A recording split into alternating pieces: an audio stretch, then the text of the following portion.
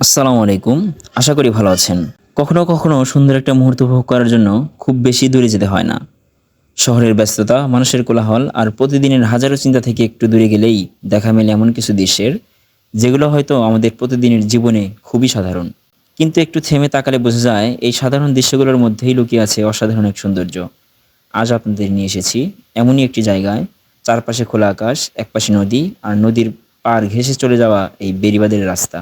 এখানে এসে মনে হয় সময়টা যেন একটু ধীর হয়ে গেছে। শহরে যেখানে প্রতিটি মিনিটের হিসাব থাকে, সেখানে প্রকৃতির কাছে এসে মনে হয় সময়কে একটু নিজের মতো করে বাঁচানো যায়। নদীর পানির দিকে তাকালে একটু অদ্ভুত শান্তি অনুভব হয়। পানি কখনো শান্ত, আবার কখনো ঢেউ তুলে ছুটে চলে। তবুও নদী তার নিজের গতিতে বয়ে যায়। হয়তো মানুষের জীবনটা অনেকটা নদীর মতো, কখনো শান্ত, কখনো অশান্ত, কখনো আনন্দে ভরা, আবার কখনো দুঃখের ঢেউয়ে ভেসে যায়। কিন্তু থেমে গেলে তো চলবে না, জীবনও তার নিজের গতিতে এগিয়ে যায়। এই রাস্তা দিয়ে প্রতিদিন কত মানুষ চলাচল করেন। কারো গন্তব্য বাড়ি, কারো কাজের জায়গা, আবার কেউ হয়তো শুধুই একটু সময় কাটাতে বের হয়েছেন। একই রাস্তা, কিন্তু প্রত্যেক মানুষের গল্প আলাদা। কেউ ভবিষ্যতের স্বপ্ন নিয়ে হাঁটছেন, কেউ পরিবারের দায়িত্ব কাঁধে নিয়ে হাঁটছেন, আবার কেউ হয়তো জীবনের ক্লান্তি একটু ভুলে থাকার জন্য এখানে এসেছেন। আমরা যখন কোনো জায়গায় ঘুরতে যাই তখন সাধারণত শুধু সুন্দর দৃশ্যগুলোই দেখি, কিন্তু সেই দৃশ্যের পিছনে থাকা মানুষগুলোর গল্প কতটা দেখি। এই বেড়িবাঁধে শুধু একটা রাস্তা নয়, এটা অনেক মানুষের প্রতিদিনের জীবনের অংশ। এখানে স্থানীয় মানুষ, দোকান, পথচারী, কেউ এখানে দাঁড়িয়ে গল্প করছেন, কেউ নদীর দিকে তাকিয়ে আছেন, কেউ নিজের কাজে ব্যস্ত। প্রত্যেকটা মুখের পিছনে আছে একটা করে গল্প।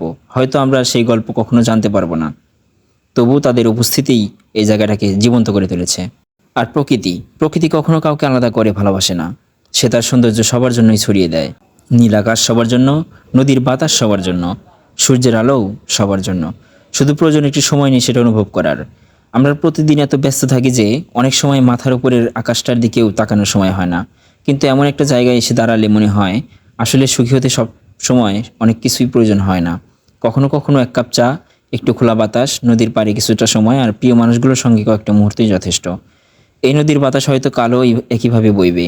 রাস্তা, এই রাস্তা কালো একইভাবে থাকবে। মানুষ আসবে, মানুষ চলে যাবে, কিন্তু প্রকৃতি তার নিজের নিয়মেই চলতে থাকবে।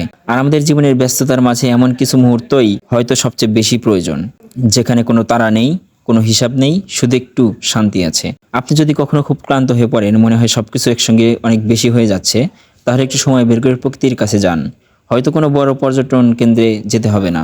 আপনার কাছেই হয়তো এমন কোনো নদীর পাড় আছে, কোনো বেড়িবাঁধ আছে, কোনো খোলা মাঠ আছে, যেখানে দাঁড়িয়ে কিছুক্ষণ নিজের সঙ্গে কথা বলা যায়। কারণ আমরা অনেক সময় অন্য সবার সঙ্গে কথা বলি, কিন্তু নিজের সঙ্গে কথা বলার সময়টাই সবচেয়ে কম পাই।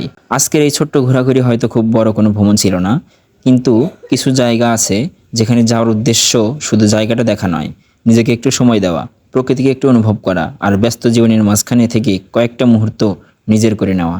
এই নদী, এই বাতাস, এই আকাশ, এই বেড়িবাঁধ, সবকিছু মিলিয়ে আজকের সময়টা হয়তো মনে থাকবে। কারণ সুন্দর স্মৃতি তৈরি করতে সবসময় বড় কোনো আয়োজনের প্রয়োজন হয় না।